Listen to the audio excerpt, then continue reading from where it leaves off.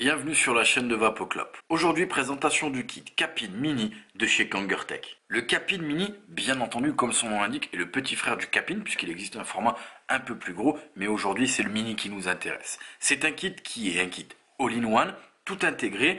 On va le voir qui fonctionne avec quand même pas mal de résistance. Dans l'idée du kit fourni, on est sur de la prise directe, mais avec certaines résistances, il est possible de faire de la prise indirecte. On en parlera un peu plus tard. À l'intérieur du kit, nous trouverons bien entendu le Capin Mini, un manuel d'utilisation, une carte d'authentification des produits de chez Kangertech, une résistance SSOCC à 0,5 ohm, sachant qu'il n'y a pas de résistance montée à l'intérieur du kit. Et pour finir, un câble de rechargement pour pouvoir recharger la batterie. Au niveau du Capin, il y a pas mal de choses à dire. Premièrement, ici, on le voit, le drip tip. On a l'impression que c'est un drip tip énorme, mais en fait ici, on va venir le saisir et tourner. Et comme vous pouvez le voir, hop, il y a un drip tip qui ressort. C'est une sorte de technique pour avoir un drip tip qui est protégé en termes d'hygiène. Une fois qu'on a fini d'utiliser, on vient le rentrer et c'est propre. Ensuite, nous avons bien entendu ici, on le voit, deux fenêtres pour pouvoir son niveau de liquide. Ensuite, je peux bien entendu ici venir saisir comme ceci le réservoir et venir le dévisser. Ce qui laisse apparaître d'un côté ici, on le voit, là on va venir mettre sa résistance et de l'autre côté le réservoir. Au niveau de ce réservoir, à l'arrière du réservoir, vous allez voir pourquoi je dis ça, on a ici, on le voit très bien, le fonctionnement des arrivées d'air. Sur le côté, on a deux petites encoches qui passent comme ceci. Sur le côté, ici, on le voit, on a les arrivées d'air, ces petites encoches, et c'est là où ça vient comme ceci descendre au niveau du réservoir, passer dans la résistance et remonter jusqu'à votre bouche. Ici, je pourrais bien évidemment venir saisir le top cap. Une fois le drip tip sorti, je continue à tourner et on le voit ici, ça me laisse apparaître deux cyclopes afin de pouvoir remplir mon réservoir. Donc pas besoin de tout démonter quand on veut juste le remplir. Ensuite, au niveau de la batterie, on a une batterie intégrée de 1500 mAh, ce qui est pas mal du tout. On peut largement faire sa journée avec.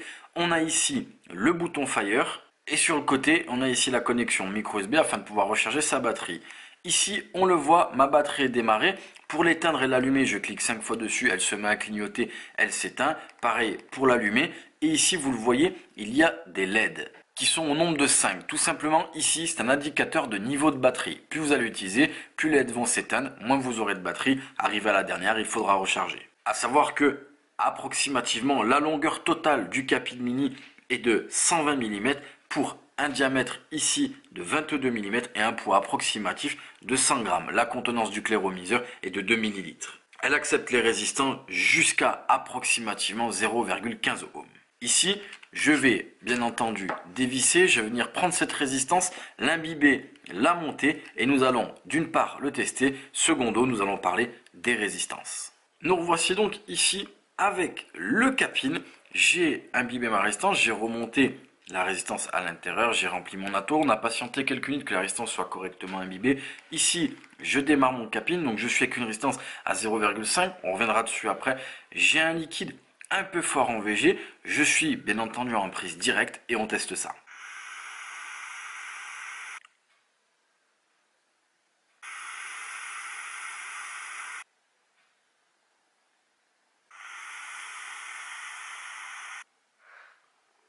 Vous l'avez vu, ça fonctionne merveilleusement bien. 0,5 ça va, la vapeur est pas trop chaude, elle commence à être un petit peu tiède.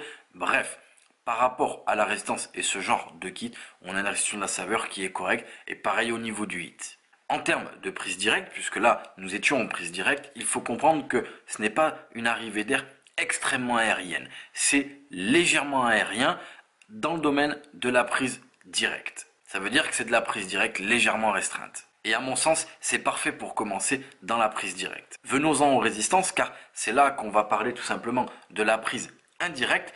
Comme vous l'avez vu, c'est un kit qui fonctionne avec les résistances SSOCC. Donc dans l'idée, pour ceux qui connaissent Kangertech, il y en a de nombreuses. Bien entendu, il y a des résistances SSOCC qui sont faites pour du contrôle de température. Là, on n'en parle pas puisqu'on n'a aucun réglage en termes de température. Elles ne sont pas faites pour ce kit. En revanche, ensuite, dans les SOCC, on va dire normales, il existe bien entendu des Clapton Coil et plusieurs valeurs en termes de résistance. Il y en a des assez basses, en dessous de 0,5 et il y en a au-dessus de 1 ohm. Donc, bien évidemment, en fonction de la résistance que vous allez monter à l'intérieur, vous pourrez faire de la prise directe ou indirecte. Prenons un exemple, les chiffres sont sûrement faux, mais on peut mettre une résistance à 1,2 ohm à l'intérieur. Donc déjà, la résistance en elle-même aura une certaine restriction au niveau de l'arrivée d'air. Et là, bien évidemment, on pourra l'utiliser en prise indirecte. Ensuite, comme ici dans le test, on peut prendre une résistance sub-ohm, 0,5 ou encore moins. Et là, on pourra faire de la prise directe, puisque les résistances en elles-mêmes, au niveau du passage d'air, seront un peu plus larges. Et là, on aura du coup une arrivée d'air plus aérienne, ou en tout cas dans la prise directe. Bref, c'est un kit qui est assez versatile, donc pour le coup, en termes de public visé, là tout simplement ça va dépendre des résistances qu'on va mettre à l'intérieur. Mais dans l'idée des spécifications techniques, on peut bien évidemment débuter avec ce kit en tant que débutant, et on peut également évoluer sur de la prise directe pas trop puissante, puisque bien entendu, vous l'aurez compris en regardant nos vidéos, dans la prise directe, il existe plusieurs types de prises directes. Les prises directes, on va dire pour commencer, les prises directes plus puissantes, plus péchues, où là il faut vraiment aimer ce genre de vape. Donc là, on peut faire de la prise indirecte tranquille et la prise directe tranquille. Donc ça peut convenir aux débutants comme aux vapoteurs un peu plus avancés qui veulent s'amuser. Là, ça dépendra des goûts et des couleurs de chacun, puisque l'important dans la cigarette électronique, c'est votre plaisir. Voilà en ce qui concerne le Capid Mini de chez Kangertech, et nous vous remercions d'avoir laissé cette vidéo sur la chaîne de VapoClub.